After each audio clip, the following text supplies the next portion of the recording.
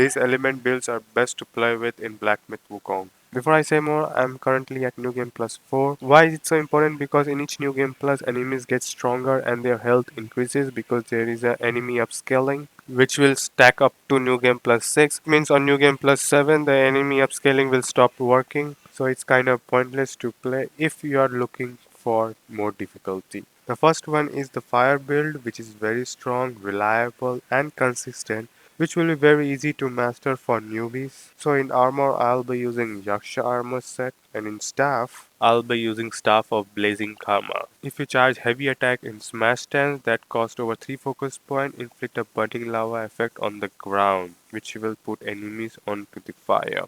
And in Spirit, I'll be using the Flint Vanguard, and it is fully maxed out. It has a unique effect which increases the scorch damage and burn resistance, which will be very helpful for fire builds. If you do not have Flint Vanguard, you could use the Bull Governor as an alternative, but Flint Vanguard should be your first priority because it can deal very high damage to the enemies. Within a few seconds, enemy lose over 50% of his health. It also depends on which New Game Plus cycle you are. If you are below New Game Plus 4, then it's going to deal more damage to the enemies. In transformation, we can use both Red Tide and the Ashen Slumber. Both of the transformations are unique. If you like to play as an Agile, go for the Red Tide. But if you want to deal more damage to the enemies, then go for Ashen Slumber if you do not mind his slow and heavy tanky body. In Vessel, I'll be using Fireproof Mantle because when you activate it, it will increase focus that will help us to charge our heavy attack a lot faster because we need to charge heavy attack with 3 focus point 2 times to put enemy on fire. And in Curious, we will be using 2 Cat Eye Beads for extra critical hit chance, 2 White Seashell Waste Chain which will increase our base attack, and if you do not have, you can also use Davi's Basket of Fire and Water, which will increase attack for all burn inflicting and chill inflicting transformations. Last one is Amber Prayer Beads, which will gain the focus point a lot faster. And in spells, you need Immobilize. In brew and gourd, you can choose anything, but in drink, you must use the damage reduction and critical hit chance. Second one is our ice bill. It is very useful against most of the bosses and win any fights without breaking a sweat. With this build, you will be having unlimited spirit skill and vessel with unlimited 3 focus point heavy charge attack. So for armor, we are going to use the full golden set, which will gives us 3 unique effects. So when using the spirit skill or the vessel, we will increase attack, and when we revert back to normal, it will grant a massive focus. And the last effect is very important. When you get critical hits and defeat grants a small amount of QI which will refill the spirit skill after use. And Vessel too. The main strategy of using this build is very simple. Use your skill power, then wait for the boss to be freeze and try to get as many critical hit as possible, which will refill your skill power and vessel, and also you'll fill up your focus bar, which you can hit the bosses with your heavy charge attack, which will deal a lot of damage to the bosses. So for the staff, we'll be using Adapt Spine Shooting Fuban staff, which has a 25% crit hit chance. It is the only staff that has the highest crit as a bonus in the game. So in the spirit, we'll be using Crow Diviner, which will scatter a field of frigid dust. It will stack Frostbane on both you and your foes. You can also use Falcon Hermit, which will summon a gust of wind that deals frost damage multiple times along its path, or it has a chance to freeze enemies in a place with repeated hits. It also has a negative point. If an enemy moves too fast, the wind won't be able to track him at that pace of speed. Third option you can have is the Arpmana Bat, which can instantly freeze the enemy, but the recharge time will be a lot higher, and also sometimes the enemy doesn't get freeze with their mana but so it's very inconsistent of using him. Curious, we will be using 2 cat eye beads for extra critical hit chance and 2 beast buddhas for extra critical damage, and last amber prayer beads for gaining focus point very fast.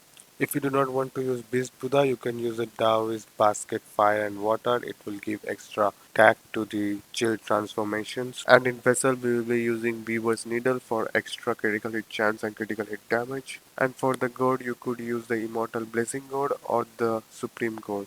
And in Drink, you must use the Sunset of the Nine Skies. It will recover 35% of maximum health and grants considerable amount of QI, which will help to refill the spirit skill. And in soak, you can use the standard long whiskers, tiger reel, and bee mountain stone. If you do not want to use bee mountain stone, you could swap with laurel buds, which will increase the damage reduction. In transformation, you could use the Horfrost, which will also deal frost damage to the enemies, and it is a very strong transformation, which is very useful in fighting boss fights. Third one is our lightning build, which can deal a lot of thunder damage to the enemies. I also call this build a budget friendly because it is very easy to max out and unlock very early compared to the other builds. The cost of unlocking and grinding is way less, and it can also deal a lot of damage to the enemies, even the bosses. So in armor we'll be using whole loom scale armor set. So as a bonus we will getting more thunder damage, and it will also reduce the duration of the shock state and more thunder damage. And for the headgear you can wear anything, but I'll be using the See No Evil because it will trigger the perfect dodge very easily. And there is a unique effect with the Lung Scale armor set that a Vengeful Mirage will inflict Thunder Bane to the enemies and bosses. Vengeful Mirage you can unlock through the skill tree on abilities at the very below the stamina section. In staff we'll be using Golden Lung Staff. With the cost of 3 or 4 focus points, if you land a Pillar Stance heavy attack, you will summon a Thunder Lung and apply Thunder Bane to the enemies. Or you could use another staff which is called Storm Flash Lung Staff. It draws thunder while charging and inflicts thunder damage with every staff attack when in shock state. And you will be dealing thunder damage to the enemies, and you will be giving thunder bane to the enemies at the same time. And one thing keep in mind while using this staff that you should not max out your shock resistance in Jude Dog Celestial Medicine. Otherwise you won't be able to put yourself into shock state with this staff. It's kinda you are nullifying the bonus you are getting from the staff. In spells we will be using Ring of Fire so that we can charge our heavy attack a lot faster, and Cloud Step so that we can avoid enemies attack and do not get interrupted by enemies attack while we charging the heavy attack.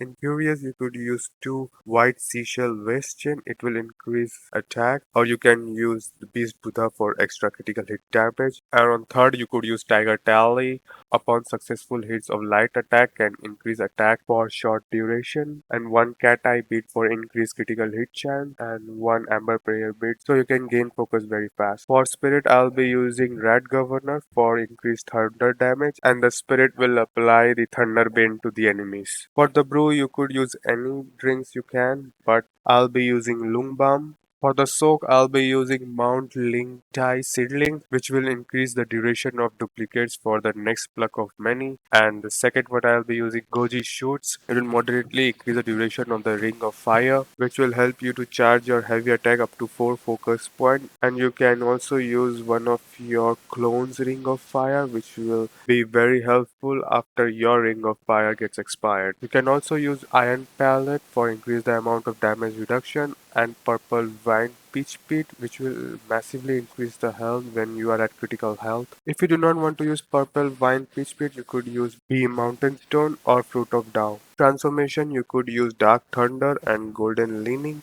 Dark Thunder is very easy to master. You could deal a lot of damage to the enemies, but Golden Leaning can deal a massive amount of damage to the enemies if you can parry enemies' attacks. If you have 3 focus point of Golden Leaning, then you could end bosses within 5 seconds. Next is our Poison build, which is very strong against enemies. Within 5 seconds, you can apply Poison Bane to the enemies multiple times. And once you apply poison to the enemies, do not even need to fight with the enemy. Just roam around in the field and they will just die by the poison. And it is really effective against the ground enemies, and those who can fly, it is still very effective on them. It is one of my favorite builds in the game. So in armor, you should have full centipede armor set or 3 piece of centipede armor and 1 venomous arm guard. And it has a very unique bonus effect. Upon landing critical hits on the enemy, you will apply poison bane to the enemies. And bonus for having the 4 centipede armor set. While you are in poison state, you will increase damage reduction and increase attack at the same time. And in staff, we'll be using adapt spine shooting Fuban staff.